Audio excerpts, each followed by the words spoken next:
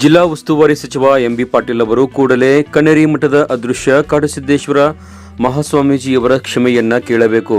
ಹಿಂದೂ ಸಮಾಜದ ಅವಿಭಾಜ್ಯ ಅಂಗವಾಗಿರುವ ವೀರಶೈವ ಲಿಂಗಾಯತ ಧರ್ಮವನ್ನ ಒಡೆಯುವ ಹುನ್ನಾರವನ್ನ ನಿಲ್ಲಿಸಬೇಕೆಂದು ಬಿಜೆಪಿ ರೈತ ಮೋರ್ಚಾದ ರಾಜ್ಯಾಧ್ಯಕ್ಷ ಹಾಗೂ ಮಾಜಿ ಶಾಸಕ ಎಸ್ ಪಾಟೀಲ್ ನಡಹಳ್ಳಿ ಆಗ್ರಹಿಸಿದ್ದಾರೆ. ಸೋಮವಾರ ದಾಸೋಹ ನಿಲಯದಲ್ಲಿ ಪತ್ರಿಕಾಗೋಷ್ಠಿ ನಡೆಸಿ ಮಾತನಾಡಿದ ಅವರು, ಕನೇರಿ ಶ್ರೀಗಳು ಕ್ಷಮೆ ಕೇಳಿದರೆ ನಾನೇ ಅವರನ್ನ ಜಿಲ್ಲೆಗೆ ಕರೆತರುತ್ತೇನೆ ಎಂದು ಸಚಿವರು ಹೇಳಿದ್ದಾರೆ. ಕನೇರಿ ಶ್ರೀಗಳು ಯಾಕೆ ಕ್ಷಮೆಯನ್ನ ಕೇಳಬೇಕು? ಅವರು ಹೇಳಿದ್ದು ಸರಿಯಿಲ್ಲವೇ ಎಂದು ಪ್ರಶ್ನಿಸಿದರು. ವಿಜಯಪುರದ ಆಡುಭಾಷೆಯಲ್ಲಿ ಸ್ವಲ್ಪ ಕಠಿಣ ಶಬ್ದಗಳನ್ನು ಬಳಸಿದ್ದಾರೆ. ಅಷ್ಟಕ್ಕೆ ಅವರ ಮೇಲೆ ಕ್ರಮವನ್ನ ಕೈಗೊಳ್ಳಲಾಗಿದೆ. ಆದರೆ ಹಿಂದೂ ಧರ್ಮದ ಬಗ್ಗೆ, ದೇವತೆ ದೇವಾಲಯಗಳ ಬಗ್ಗೆ ಸಾಕಷ್ಟು ಅವಹೇಳನ ಮಾಡಿದವರ ಮೇಲೆ ಏನು ಕ್ರಮವಾಗಿದೆ ಎಂದು ನಡಹಳ್ಳಿಯವರು ಹರಿಹಾಯ್ದರು. ಸಚಿವರ ವಿರುದ್ಧ ಷಡ್ಯಂತ್ರದ ಆರೋಪ. ಕನೇರಿ ಶ್ರೀಗಳು ಆಡಿರುವ ಒಂದು ಮಾತನ್ನೇ ದೊಡ್ಡದು ಮಾಡಿ ಅವರು ವಿಜಯಪುರ ಜಿಲ್ಲೆಯನ್ನೇ ಪ್ರವೇಶ ಮಾಡದಂತೆ ಪ್ರತಿಬಂಧದ ಹಿಂದೆ ಸಚಿವ ಪಾಟೀಲ್ ಹಾಗೂ ಕಾಂಗ್ರೆಸ್ ಸರ್ಕಾರದ ಷಡ್ಯಂತ್ರ ಎದ್ದು ಕಾಣುತ್ತಿದೆ ಎಂದು ಮಾಜಿ ಶಾಸಕರು ಗಂಭೀರ ಆರೋಪವನ್ನ ಮಾಡಿದರು. ಹಿಂದೊಮ್ಮೆ ಹಿಂದೂ ಧರ್ಮ ಒಡೆದು ಲಿಂಗಾಯತ ಸಮಾಜವನ್ನ ಹಿಂದೂ ಧರ್ಮದಿಂದ ಬೇರ್ಪಡಿಸುವ ಹುನ್ನಾರ ನಡೆಸಿದಾಗ ಜನತೆ ಕಾಂಗ್ರೆಸ್ ಸರ್ಕಾರಕ್ಕೆ ತಕ್ಕ ಉತ್ತರವನ್ನ ನೀಡಿದ್ದರು. ಆಗ ಸ್ವತಃ ಕೆಪಿಸಿಸಿ ಅಧ್ಯಕ್ಷ ಡಿಕೆ ಶಿವಕುಮಾರ್ ಅವರೇ ಜನತೆಯ ಕ್ಷಮೆಯನ್ನ ಕೇಳಿದ್ದರು. ಇದೀಗ ಸಚಿವರು ಮತ್ತೆ ತಮ್ಮ ಹಳೆಯ ವರಸೆಯನ್ನ ಪ್ರಾರಂಭಿಸಿ ಅಖಂಡ ಹಿಂದೂ ಸಮಾಜವನ್ನ ಇಬ್ಬಾಗ ಮಾಡುವ ಕುತಂತ್ರಕ್ಕೆ ಮುಂದಾಗಿದ್ದಾರೆ. ಇದು ಮುಂದುವರೆದಲ್ಲೇ ಹಿಂದೆ ಅನುಭವಿಸಿದಕ್ಕಿಂತಲೂ ಕಠಿಣ ಪರಿಸ್ಥಿತಿಯನ್ನ ಎದುರಿಸಬೇಕಾಗುತ್ತದೆ ಎಂದು ಎಚ್ಚರಿಸಿದರು. ವೀರಶೈವ ಲಿಂಗಾಯತ ಸಮುದಾಯವನ್ನ ಒಡೆಯಲಿಕ್ಕೆ ಪ್ರಯತ್ನ ಮಾಡಿರ್ತಕ್ಕಂಥದ್ದು ತಪ್ಪು ಅಂತಕ್ಕಂಥ ಅಭಿಪ್ರಾಯವನ್ನ ಕಾಂಗ್ರೆಸ್ ಪಕ್ಷ ಅಧಿಕೃತವಾಗಿ ಹೇಳ್ತು. ಇನ್ನು ಹೇಳಿದವರು ಯಾರು? ಕೆಪಿಸಿಸಿ ಅಧ್ಯಕ್ಷರಾಗಿದ್ದಂಥ ಡಿಕೆ ಶಿವಕುಮಾರ್. ನಮಗೆಲ್ಲ ಗೊತ್ತಿರಲಿ, ಹಿಂದೆ ಒಂದು ಬೈ ಎಲೆಕ್ಷನ್ ನಡೀತು. ಎಲ್ಲಿ? ಬಳ್ಳಾರಿ.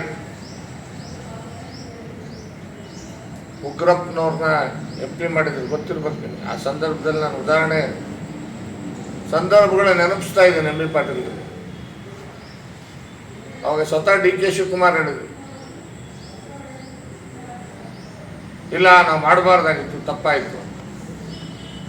ಅದಾದ್ಮೇಲೆ ಸರ್ಕಾರ ಹೋದ್ಮೇಲೆ ಮತ್ತೆ ಡಿಕೆ ಶಿವಕುಮಾರ್ ಕೆಪಿಸಿಸಿ ಅಧ್ಯಕ್ಷರಾದ್ಮೇಲೆ ಸ್ವತಃ ವೀರಶೈವ ಲಿಂಗಾಯತ ಸಮುದಾಯವನ್ನು ಹೊಡಿತಕ್ಕಂಥ ಪ್ರಯತ್ನ ಏನಾಯಿತು ನಮ್ಮ ಸರ್ಕಾರದ ಅವಧಿಯಲ್ಲಿ, ಅದು ಆಗಬಾರ್ದಾಗಿತ್ತು. ಅದಕ್ಕೆ ನಾನು ಸಮಾಜದ ಕ್ಷಮೆ ಕೋರ್ತೇನೆ ಅಂತೇಳಿ ಸ್ವತಃ ಕ್ಷಮೆ ಕೋರುವಂಥ ಕೆಲಸವನ್ನು ಎಂಬಿ ಪಾಟೀಲ್ ಏನು ಡಿಕೆ ಶಿವಕುಮಾರ್ ಮಾಡಿದ್ರು. ಸಮಾಜದ ಕ್ಷಮೆ ಕೇಳಿ ಸಮಾಜದ ಜಗದ್ಗುರುಗಳು ಅದನ್ನು ಮರ್ತರು,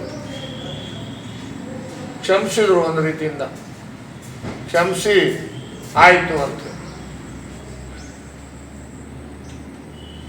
ಅದ್ರ ಮತ್ತೆ ಏನು ಸಮಾಜದ ಕ್ಷಮೆ ಕೇಳಿ ಅಧಿಕಾರಕ್ಕೆ ಬಂದಿರತಕ್ಕಂಥ ಕಾಂಗ್ರೆಸ್ ಪಕ್ಷ ಅಧಿಕಾರಕ್ಕೆ ಬಂದ ತಕ್ಷಣ ಮತ್ತೆ ತನ್ನ ಚಾಳಿನ ಸ್ಟಾರ್ಟ್ ಮಾಡಿದ್ರು. ಏನಾದರೂ ಮಾಡಿ ವೀರಶೈವ ಲಿಂಗಾಯತ ಸಮುದಾಯವನ್ನು ಹೊಡಿಬೇಕು, ರಾಜಕೀಯ ಲಾಭ ಮಾಡ್ಕೊಳ್ಬೇಕು. ಅವ್ರದ್ದೊಂದು ಟೂಲ್ ಕಿಟ್ ತಂತ್ರ ಇದೆ. ಅದಕ್ಕೆಂತ ಒಂದು ಲಿಂಗಾಯತರಲ್ಲಿ ಕನಿಷ್ಠ ಒಂದು 15-20% ಮತಗಳನ್ನ ಹೊಡೆದ್ರೆ ಸಾಕು, ನಾವು ಅಧಿಕಾರಕ್ಕೆ ಬರ್ತೀವಿ ಅನ್ನುವಂಥ ಒಂದು ಲೆಕ್ಕಾಚಾರ. ಅದರ ನೇತೃತ್ವ ವಹಿಸಿಕೊಂಡವ್ರು ಯಾರು? ಎಂಬಿ ಪಾಟೀಲ್. ಮತ್ತೆ ಸಿದ್ದರಾಮಯ್ಯ ಸರ್ಕಾರದಲ್ಲಿ ಜಾತಿ ಸಮೀಕ್ಷೆ ಮಾಡ್ತೀವಿ ಅಂತ ಹೊರಟು. ಜಾತಿ ಗಣತಿ ಅಲ್ಲದು, ಜಾತಿ ಸಮೀಕ್ಷೆ. ಜಾತಿ ಸಮೀಕ್ಷೆ ಮಾಡೋದಕ್ಕೆ ಯಾರಿಗೂ ಕೂಡ ಅಭ್ಯಂತರ ಇಲ್ಲ, ತೊಂದರೆ ಇಲ್ಲ. ಸರ್ಕಾರಕ್ಕೆ ಅಧಿಕಾರ ಇದೆ, ಮಾಡ್ಕೊಳ್ಳಿ.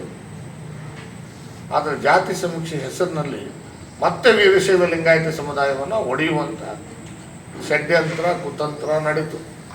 ಅದರಲ್ಲಿ ಬೇಡದೇ ಇರುವಂಥ ಜಾತಿಗಳ ಹೆಸರುಗಳನ್ನು ಹಾಕ್ತಾ ಹೋದವು. ಆಮೇಲೆ ಧರ್ಮದ ಕಾಲಂಗಳಲ್ಲಿ ಅಡಿಷನ್ ನೀವೇನು ಬೇಕಾದರೂ ಬರ್ಸ್ಬೋದು, ಎಕ್ಸ್ಟ್ರಾ ಬರ್ಸ್ಬೋದು, ಅದರ್ಸ್ ಅಂತ ಸೇರಿಸೋದು. ಅಂದರೆ ಗೊಂದಲ ಸೃಷ್ಟಿ ಮಾಡ್ತಕ್ಕಂಥ ಇದನ್ನು ಮಾಡಿಸುವಂಥ ಕೆಲಸವನ್ನು ಕಾಂಗ್ರೆಸ್ ಸರ್ಕಾರ ಮಾಡಿತು. ಅದರ ನೇತೃತ್ವ ವಹಿಸಿಕೊಂಡರು ಯಾರು? ಎಂಬಿ ಪಾಟೀಲ್. ಈಗೆಲ್ಲರಿಗೂ ಕೂಡ ಬಹಿರಂಗ ಆಗಿರ್ತಕ್ಕಂಥ ವಿಚಾರ. ಹಿಂದೂ ಧರ್ಮದಲ್ಲಿರ್ತಕ್ಕಂಥ ಮೂಢನಂಬಿಕೆಗಳನ್ನು ಅನಾಚಾರಗಳನ್ನು ತೊಡೆದಾಕ್ತಕ್ಕಂಥ ಕೆಲಸವನ್ನು ಬಸವಣ್ಣ ಮಾಡಿದ್ದಾರೆ. ಬಸವಣ್ಣ ಒಬ್ಬ ಮಹಾನ್ ಸಮಾಜ ಸುಧಾರಕ, ಒಬ್ಬ ದಾರ್ಶನಿಕ ಅಂತಕ್ಕಂಥದ್ದನ್ನು ಭಾಳ ಸ್ಪಷ್ಟವಾಗಿ ಕನ್ನಡ ಶ್ರೀಗಳು ಹೇಳಿದರು. ಆದರೆ ಎಲ್ಲೂ ಕೂಡ ಬಸವಣ್ಣನವರು ಪ್ರತ್ಯೇಕ ಧರ್ಮವನ್ನು ನಾನು ಸ್ಥಾಪನೆ ಮಾಡಿದ್ದೀನಿ ಅಂತ ಮಾತುಗಳನ್ನು ಎಲ್ಲಿ ಹೇಳಿಲ್ಲ. ಅವ್ರ ವಚನಗಳಲ್ಲಿ ಕೂಡ ಉಲ್ಲೇಖ ಆಗಿಲ್ಲ. ಕಾಲ ಕಾಲಕ್ಕೆ ಹಿಂದೂ ಧರ್ಮದಲ್ಲಿರ್ತಕ್ಕಂಥ ಅನೇಕ ಮೂಢನಂಬಿಕೆಗಳು ಅನಾಚಾರಗಳನ್ನು ಸುಧಾರಣೆ ಮಾಡೋದಕ್ಕೆ ಕಾಲ ಕಾಲಕ್ಕೆ ಅನೇಕ ಜನ ಮಹನೀಯರು ಉಟ್ಕೊಂಡು ಬಂದಿದ್ದಾರೆ, ಅದನ್ನು ಸುಧಾರಣೆ ಮಾಡ್ತಾ ಬಂದಿದ್ದಾರೆ. ಆದರೆ ಆ ಹಿಂದೆ ನಡೆದಿರ್ತಕ್ಕಂಥ ಅನಾಚಾರಗಳನ್ನು ಇವತ್ತೂ ಕೂಡ ಹೇಳ್ತಾ ವೀರಶೈವ ಲಿಂಗಾಯತ ಸಮುದಾಯವನ್ನು ಹೊಡಿತಕ್ಕಂಥದ್ದು ತಪ್ಪು. ಹೊಡಿತಕ್ಕಂಥ ಕೆಲಸ ಮಾಡೋರಿಗೆ ಖಾರವಾದಂಥ ಶಬ್ದಗಳಲ್ಲಿ, ಕಠೋರವಾದಂಥ ಶಬ್ದಗಳಲ್ಲಿ ಅವ್ರನ್ನ ಟೀಕೆ ಮಾಡಿರ್ತಕ್ಕಂಥದ್ದು ಮತ್ತು ಅದನ್ನು ಖಂಡಿಸ್ತಕ್ಕಂಥ ಕೆಲಸವನ್ನು ಕನ್ನಡ ಶ್ರೀಗಳು ಮಾಡಿದರು. ಆದರೆ ಎಂ.ಬಿ. ಪಾಟೀಲ್ ಇದನ್ನು ನೆಪ ಮಾಡಿಕೊಂಡು ಅಧಿಕಾರವನ್ನು ಮತ್ತೆ ದುರುಪಯೋಗಪಡಿಸ್ಕೊಂಡು ಕನ್ನಡ ಶ್ರೀಗಳನ್ನು ಇವತ್ತು ವಿಜಯಪುರ ಜಿಲ್ಲೆಗೆ ಬರದಂತೆ ತಡೆಯುವಂಥ ಕೆಲಸವನ್ನು ಕುತಂತ್ರವನ್ನು ಎಂ.ಬಿ. ಪಾಟೀಲ್ ಮಾಡಿದರು. ಒಂದು ಕಡೆ ಅವರೇ ಹೇಳ್ತಾರೆ, ಏನಂತ, ಕನ್ನೇರಿ ಶ್ರೀಗಳು ಕ್ಷಮೆ ಕೇಳಿಬಿಟ್ರೆ ನಾನು ಅವ್ರನ್ನ ಕಾಲು ಮುಟ್ಟಿ ನಾನು ಬಿಜಾಪುರ ಜಿಲ್ಲೆ ಕರ್ಕೊಂಬರ್ತೀನಿ.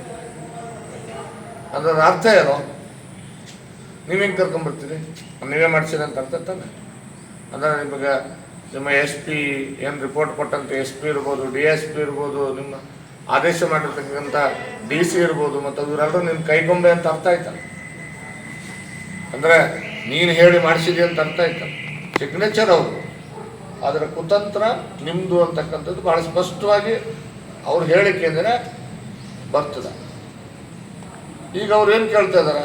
ಪದೇ ಪದೇ ಕನ್ಯಾದಿ ಶ್ರೀಗಳು ಕ್ಷಮೆ ಕೇಳಬೇಕು. ಯಾಕೆ ಕ್ಷಮೆ ಕೇಳಬೇಕು? ಮನೆ ಮೂರ್ಖ ನಿನ್ನ ಕ್ಷಮೆ ಕೇಳ್ಬೇಕಾ?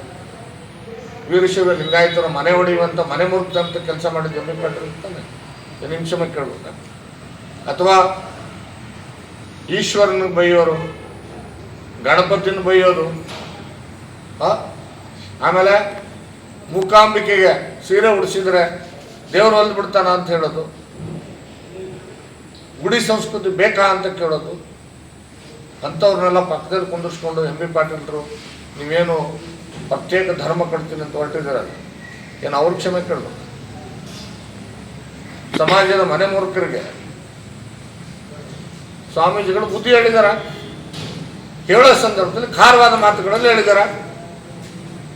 ಅದನ್ನು ಸರಿಯಾಗಿ ಅರ್ಥ ಮಾಡಿಕೊಂಡ್ರೆ ಸರಿ, ಇಲ್ಲದೆ ಹೋದರೆ ಸಮಾಜದ ಬುದ್ಧಿ ಕಲಿಸ್ತದೆ ಮುಂದಿನ ದಿನಮಾನಗಳಲ್ಲಿ. ಅದನ್ನು ಬಿಟ್ಟು ಇವರು ಶ್ರೀಗಳು ಕ್ಷಮೆ ಕೇಳಬೇಕಂತೆ. ಇವರ ಅಹಂಕಾರ ನೋಡಿ, ಅಧಿಕಾರದ ಅಹಂಕಾರ, ಮದ ಎಷ್ಟೇರಿದೆ ಎಂ.ಬಿ. ಪಾಟೀಲ್ಗೆ ಅಂತಕ್ಕಂಥದ್ದು. ಇದರಿಂದ ಎಂ.ಬಿ. ಪಾಟೀಲರು ಮಾಡಿರ್ತಕ್ಕಂಥ ತಪ್ಪನ್ನು ಕ್ಷಮಿಸಬೇಕಾಗಿದ್ದರೆ ಮೊದಲು ಎಂ.ಬಿ. ಪಾಟೀಲರು ಬಹಿರಂಗವಾಗಿ ಸಾರ್ವಜನಿಕವಾಗಿ ವೀರಶೈವ ಲಿಂಗಾಯತ ಸಮುದಾಯದ ಕ್ಷಮೆ ಕೋರಬೇಕು. ಕನ್ನೇರ ಶ್ರೀಗಳಲ್ಲ. ಕನ್ನೇರ ಶ್ರೀಗಳು ವೀರಶೈವ ಲಿಂಗಾಯತರ ಮನೆ ಹೊಡೆಯುವಂಥ ಮನೆ ಮುರುಕ್ತನ ಕೆಲಸ ಮಾಡಲಿಲ್ಲ. ಮನೆ ಒಡೆಯಲು ಹೊರಟಿರ್ತಕ್ಕಂಥ ಕುತಂತ್ರಿಗಳಿಗೆ ಬುದ್ಧಿ ಹೇಳ್ತಕ್ಕಂಥ ಕೆಲಸ ಮಾಡಿದ್ದಾರೆ. ಅದಕ್ಕೆ ಎಂ.ಬಿ. ಪಾಟೀಲ್ರೆ, ನೀವು ತಕ್ಷಣ ಹಿಂದೂ ಸಮಾಜ ಮತ್ತು ವೀರಶೈವ ಲಿಂಗಾಯತ ಸಮುದಾಯದ ಕ್ಷಮೆ ಕೋರಬೇಕು ಅಂತ ಆಗ್ರಹವನ್ನು ಈ ಸಂದರ್ಭದಲ್ಲಿ ಮಾಡ್ತಾರೆ. ಮತ್ತು ಜೊತೆಗೆ ನೀವು ಈ ರೀತಿಯಾಗಿ ವೀರಶೈವ ಲಿಂಗಾಯತ ಸಮುದಾಯವನ್ನು ಒಡೆದು ಲಿಂಗಾಯತ ನಾಯಕನ ಆಗ್ತೀನಿ ಅಂತ ಕನಸು ಕಾಣ್ತಿದ್ರೆ ಅದು ನಿಮ್ಮ ಭ್ರಮೆ. ಒಟ್ಟಾರೆ ಲಿಂಗಾಯತ ಸಮುದಾಯವನ್ನ, ವೀರಶೈವ ಲಿಂಗಾಯತ ಸಮುದಾಯವನ್ನ ಜೊತೆಗೆ ತೆಗೆದುಕೊಂಡು ವೀರಶೈವ ಲಿಂಗಾಯತ ಸಮುದಾಯದ ಸರ್ವತೋಕ ಅಭಿವೃದ್ಧಿಗೆ ಅಧಿಕಾರದ ಅವಧಿಯಲ್ಲಿ ನೀವು ಶ್ರಮವಹಿಸಿ ಕೆಲಸ ಮಾಡಿದರೆ ಸಮಾಜ ಮುಂದೊಂದು ದಿನ ನಿಮಗೆ ಆಶೀರ್ವಾದ ಮಾಡ್ಬೋದು. ಆದರೆ ಒಡೆದಾಡ್ತಕ್ಕಂಥ ನೀತಿಯನ್ನು ಮಾಡ್ತೀನಿ, ನಾನು ಹೇಳ್ದಂಗೆ ವೀರಶೈವ ಲಿಂಗಾಯತ ಸಮಾಜ ಕೇಳ್ತದೆ ಅನ್ನುವಂಥ ಏನು ನಿಮ್ಮ ಧೋರಣೆ ಇದೆ ಅದನ್ನು ವೀರಶೈವ ಲಿಂಗಾಯತ ಸಮಾಜ ಖಂಡಿಸ್ತದೆ. ನಾವೆಲ್ಲರೂ ಕೂಡ ವೀರಶೈವ ಲಿಂಗಾಯತರೇ. ಏನು ನಿಮ್ಗೊಬ್ಬರಿಗೆ ಬರ್ಕೊಟ್ಟಿದ್ಯಾ? ಅದಕ್ಕೆ ಒಂದು ಕಡೆ ಎಲ್ಲ ದೇವಸ್ಥಾನಗಳು ಹೋಗ್ತೀರಿ, ದೇವ್ರ ಪೂಜೆ ಮಾಡ್ತೀರಿ, ಎಲ್ಲ ಮಠಗಳಿಗೆ ಹೋಗ್ತೀರಿ, ಎಲ್ಲ ಜಗತ್ತುಗಳು ಆಶೀರ್ವಾದ ತಗೋತೀರಿ. ಮತ್ತು ಇನ್ನೊಂದು ಕಡೆಗೆ ಅದೇ ಸಮಾಜವನ್ನು ಒಡೆಯುವಂಥ ಕುತಂತ್ರ ಮಾಡ್ತೀವಿ. ಇದು ನಿಮ್ಮ ವ್ಯಕ್ತಿತ್ವವನ್ನು ತೋರಿಸ್ತದೆ, ನೀವಂಥ ವ್ಯಕ್ತಿಗಳು ಅಂತಕ್ಕಂಥ ತೋರಿಸ್ತದೆ. ಅದನ್ನೇ ಕನ್ನೇರಿ ಶ್ರೀಗಳು ಈ ರೀತಿ ಒಳಗೊಂದು ಹೊರಗೊಂದು ಮಾಡ್ತಕ್ಕಂಥ ಜನ ಏನಿದ್ದಾರೆ ಇವರಿಗೆ ಬುದ್ಧಿ ಕಲಿಸ್ಬೇಕು ಅನ್ನುವಂಥ ಮಾತುಗಳನ್ನು ಹೇಳುವ ಸಂದರ್ಭದಲ್ಲಿ ಖಾರವಾದ ಭಾಷೆಯನ್ನು ಬಳಸಿದ್ದಾರೆ. ಅದು ವಿಜಾಪುರ ಭಾಷೆ, ನಮ್ಮದು ಖಾರವಾದ ಭಾಷೆಯನ್ನು ಬಳಸಿದ್ದಾರೆ. ಅದನ್ನೇ ಅಸ್ತ್ರವಾಗಿಟ್ಕೊಂಡು ಕನ್ನೇರಿ ಶ್ರೀಗಳನ್ನು ನೀವೇನು ಜಿಲ್ಲೆಗೆ ಬರದಂತೆ ತಡಿತೀನಿ ಅಂತಕ್ಕಂಥ ಹಮ್ ಇದೆಯಲ್ಲ, ಈ ಹಮ್ಮನ್ನು ಒಂದಿನ ಜನರು ನಿಮ್ಮ ಹಮ್ಮನ್ನು ಮುರಿದೇ ಮರೀತಾರೆ. ಅದು ಕಾಲ ಕೂಡಿ ಬರ್ತದೆ.